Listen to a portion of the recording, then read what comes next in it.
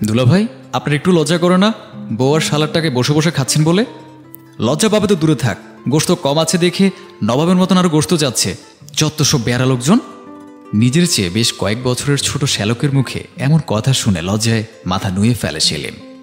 করোনার প্রথম উৎপাতে তথা গত লকডাউনে চাকরি হারায় সে। এই অবস্থায় বৃদ্ধা মাকে নিয়ে তার একমাত্র আশ্রয় চাকরিজীবী স্ত্রী আফসানার কাছে। সেলিম যে বসে বসে খেতে ইচ্ছুক তেমন কিন্তু নয়। চাকরি হারহামেশাই খুঁজে যাচ্ছে সে, কিন্তু চাকরির বাজারে কি আর মূল্য পাওয়া এত সহজ কথা? তারপর আবার দুদিন পর লকডাউন, শাটডাউন, কত কি। ক্ষমা করবে তন্ময়, আমি আসলে খেয়াল করিনি। নত নজরে কথাটা বলেই ভাতে পানি ঢেলে উঠে চলে যায় সেলিম। তার চোখ জোড়া টলমল করছে অশ্রুতে। ইচ্ছে করছে বুক ভাসিয়ে কেঁদে আল্লাহকে জিজ্ঞেস করতে কেন তাকে এমন অসহায় করে দিল। পুরুষ মানুষ কাঁদতে মানা, চোখের অশ্রু তবে চোখেই থাক। জীবনে কোনোদিন অপদস্থ হতে হয়নি তাকে। এ ছেলেটা শাশুড়িমা কত সম্মান সমীহ করত আগে।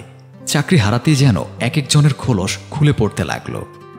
সেলিমের মা সেলিনা জোয়াদ্দার শয্যাশায়ী প্রায় 3 বছর হবে। তারপরও কখনো নাখোশ হননি আল্লাহর উপর, বা কষ্টের মলিনতা তাকে ছুঁতে পারেনি। বরং সব সময় আল্লাহর কাছে শুকরিয়া করতেন এত ভালো পুত্রবধূ বেআইন পাইয়ে দেওয়ার জন্য। আগে কত সোহাগের সাথে মধু মিশিয়ে কথা বলতেন রাবেয়া বানু, আর এখন কথার আগেই ধমকায়। বিগত মাসগুলো ধরে কান্না, তাচ্ছিল্য আর অপমানে মাখামাখি কথাবার্তা ছাড়া কিছুই সেলিনা জোয়াদ্দারের কপালে জোটেনি।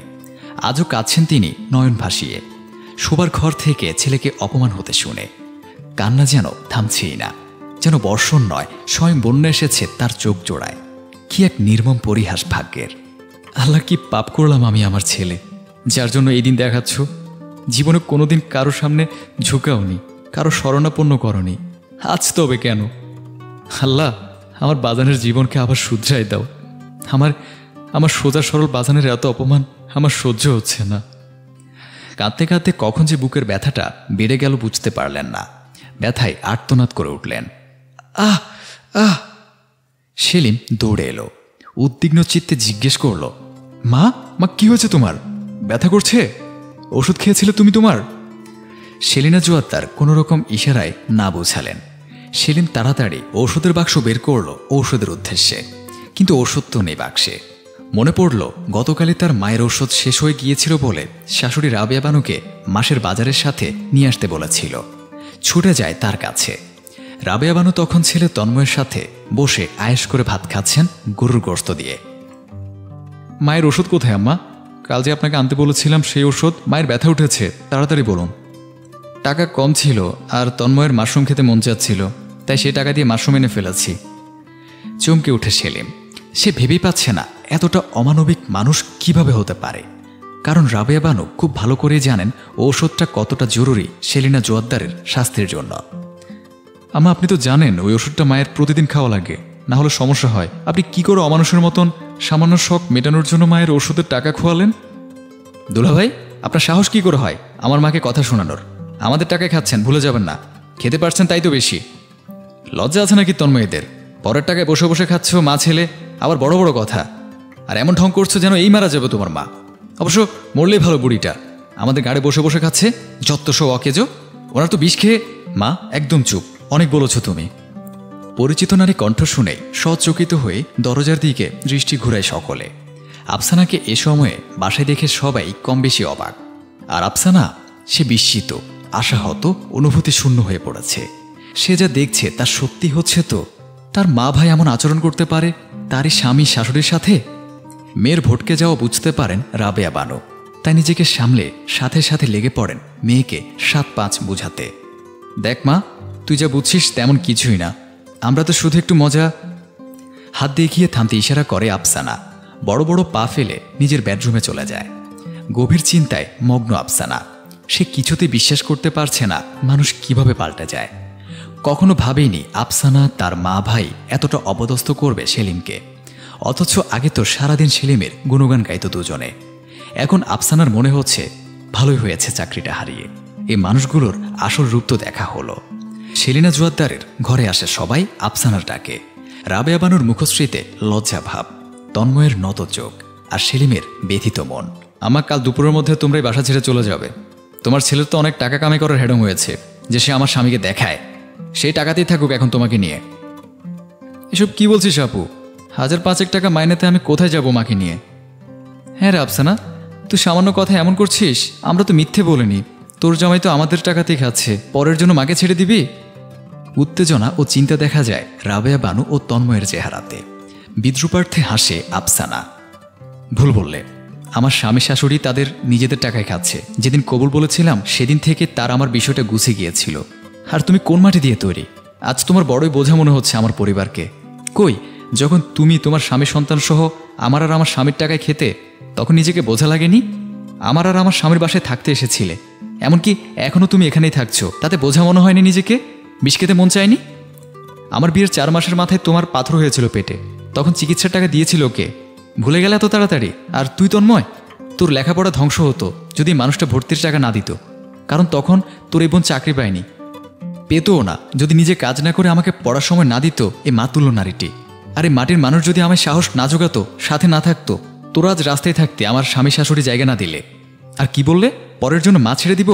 ওরা পর নয়, আমার পরিবার, আমার আপনজন। নিজের এক পরিবারের বিপদে যদি ঢাল হয়ে পাশে দাঁড়াতে পারি, আরেক পরিবারকে একা করব কেন? তাও সেই পরিবারের সাথে, যাদের সাথে আমার শুধুই আত্মার সম্পর্ক, রক্তের নয়। তবুও প্রতিটি কদমে আমার পাশে ছিল। তোমার মস্তিষ্ক বোধশক্তি পৌঁছে গেছে যে মানুষগুলোর জন্য ভালো আছো তাদের সাথেই। ছি ছি ছি ছি। মা ভাইকে ধিক্কার জানিয়ে হনহন করে নিজের ঘরে চলে যায় আফসানা। যাওয়ার আগে শাশুড়িকে শুধু অশ্রুসিক্ত নয়নে বলে, আমাকে ক্ষমা করবেন মামুনি। আফসানা বিষণ্ণ মনে ঘরের ভেতরে বসে আছে। সেলিম তাকে আলতো স্পর্শে জড়িয়ে ধরে বলে, আমি সত্যি ভাগ্যবান তোমার মতো স্ত্রী পেয়ে। এখানে আমাকে মহান বানানোর কিছুই নেই। স্বামী স্ত্রী একে অপরের পরিপূরক। স্ত্রীর ঢাল যদি তার স্বামী হতে পারে, তবে স্বামীর অসহায় দিনগুলোতে স্ত্রী কেন তার দায় নিতে পারবে না? স্ত্রীর উত্তরে মন ভরে যায় সেলিমের। আজ সত্যি মনে হচ্ছে সেলিমের যে তারা একে অপরের পরিপূরক।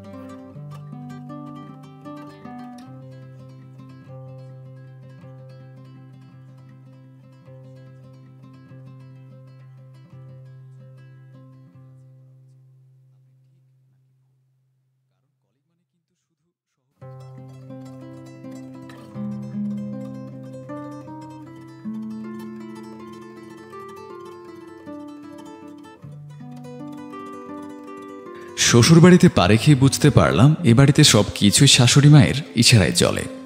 নতুন বউ বরণ করার সময় যারাই আমাকে কিছু খাওয়াতে আসছেন সবাই এক নজর শাশুড়ি মায়ের দিকে তাকাচ্ছিলেন। বিয়ের আগে ওনাকে মাত্র একবার দেখেছি। যথেষ্ট রুচিশীল মহিলা, যেমন কথাবার্তা তেমন পোশাক আশাক। সেদিন রাতে আমার স্বামী আমাকে খুব স্পষ্ট ভাষায় বলে দিলেন, দেখো, এ বাসায় কখন একটা কাজ করার চেষ্টাও করবে না। মা যা বলবে সেটাই মেনে নিবে, কোনো জিজ্ঞাসা করা যাবে না, শুধু এটুকুই চাও তোমার কাছে। সেদিন রাতেই আমার মনে হচ্ছিল কত বড় নরকে পড়তে যাচ্ছি আমি। সারা জীবন নাটক সিনেমাতে কাছের ভাই বোনদের কাছে শুনতাম শাশুড়ি শাশুড়িই হয়, ঝগড়াঝাঁটি ঝামেলা সারাক্ষণই লেগে থাকে। আমি ভীষণ শান্তিপ্রিয় মানুষ। শ্বশুরবাড়িতে প্রথম দিনেই এমন আভাস পাওয়ায় আমি বেশ ভীত সন্ত্রস্ত হয়ে পড়লাম। সমস্ত অনুষ্ঠানাদি শেষ হওয়ার পর পুরো বাড়িতে তখন কেবল আমি, আমার স্বামী সৌর আর আমার শাশুড়ি মা। অফিসের ছুটিও ততদিনে শেষ হয়ে আসলো। শাশুড়ি মা তখনও গুরুগম্ভীর, কাজের বাইরে খুব একটা কথা বলেন না। ওনার কাছে বেশ ভয়ে ভয়ে বলতে গেলাম, মা, আমার ছুটি শেষ হয়ে এসেছে, আমাকে কাল থেকে অফিস জয়েন করতে হবে। তিনি সেরকম কোনো কথা না বলে বললেন, তোমার অফিসে কি লাঞ্চ দেয় নাকি আগে বাসা থেকে নিয়ে যেতে হয়? না মা, অফিসেই দেয়। ঠিক আছে, সাবধানে যাও, পৌঁছে আমাকে জানিও। আর শোনো, তোমার অফিসের ঠিকানাটা বিছানার পাশে রাখা আমার ডায়েরিতে লিখে দিয়ে যাও। রাতে বাসায় ফিরে তড়িঘড়ি করে রান্নাঘরে ঢুকতেই মা বলে উঠলেন, টেবিলে বসো, তোমরা খাবার দিচ্ছি, তাড়াতাড়ি খেয়ে শুয়ে পড়বে, তাহলে একটা লম্বা ঘুম হবে, না হয় অফিসে গিয়ে তো ঝিমুবে। মা, আমি অফিস থেকে ফিরে রান্না করব, আপনি রেস্ট করবেন, শুধু শুধু কষ্ট হবে আপনার। চাকরি করছো, পুরো মনোযোগটা ওখানেই দাও। সব কিছু সামলে নিতে চাইলে কোনোটাই খুব ভালো হবে না। তুমি মাঝে মধ্যে এটা ওটা করে খাওয়াতে চাইলে ছুটির দিনে করিও, যতদিন বেঁচে আছি এদিকটা তোমার ভাবতে হবে না। আমি অবাক হলাম শাশুড়ি মায়ের কথা শুনে। আমি ভাবলাম হয়তো নতুন, তাই মা আমায় কিছু করতে দিচ্ছেন না। কিন্তু ভাবনার ছেদ পড়ল। যখন বিয়ের 1 বছর পার হয়ে গেছে, এখনো রোজ অফিস থেকে ফিরলে মা খাবার রেডি করে টেবিলে সাজিয়ে রাখেন। ওনাকে আমি বুঝতে পারি না। ভীষণ শক্তপোক্ত মানুষ, খুব কম কথা বলেন, কিন্তু সব কিছু নিজ হাতে করেন। আমার বোঝার কোনো উপায় নেই আমি এ বাড়ির বউ নাকি মেয়ে। বেশ কদিন হলো অফিসে বেশ ঝামেলা চলছে। একদিন বাড়ি ফিরতে অনেক দেরি হয়ে গেল। আমিও কাজের চাপে বাসায় ফোন করে জানাতে ভুলে গেছি। বাড়ি ফিরতেই শাশুড়িমা বললেন, কতগুলো ফোন দিয়েছি তোমাকে, ফোন দিয়ে তো জানাতে পারতে তোমার দেরি হবে। মা, সরি, দেখিনি। তোমার না দেখার কারণে যে আমার কি পরিমাণ চিন্তা করতে হয়েছে সেটা তুমি বোঝো। এখন থেকে দেরি হলে আগে জানাবে আমায়। জি মা। এরকম ওভারটাইমে অফিসে সন্ধ্যায় নাস্তা দেয় তো? জি মা। এরপর কখনো অফিসে রাত হলে সব দিনই বাসায় ফিরে দেখতাম মা আর সৌর আমার জন্য না খেয়ে অপেক্ষা করতেন। বিয়ের প্রায় 2 বছর হয়ে যাচ্ছে। এমন একদিন আমার বাসায় আমার ফুফু শাশুড়ি এলেন। গল্পের এক ফাঁকে ফুফুর শাশুড়ি একটু খোঁচা মেরেই বললেন, বউখালি বাইরে কাম করলে চলবে, বাঁচে নিবে কবে? আমি ইতস্তত করতে করতে কিছু একটা বলবো, তখনই শাশুড়িমা বলে উঠলেন, দেখো রাহেলা, ওদের প্ল্যান অনুযায়ী যখন ইচ্ছে নেবে, আর সবচেয়ে বড় কথা, উপরওয়ালা যখন চাইবে তখনই হবে। যেছে যেছে এত গোপন কথা কাউকে জিজ্ঞেস করো না, ভালো দেখায় না। আমরা না হয় নিজের মানুষ, অন্য কাউকে বললে আবার লজ্জায় পড়তে পারো।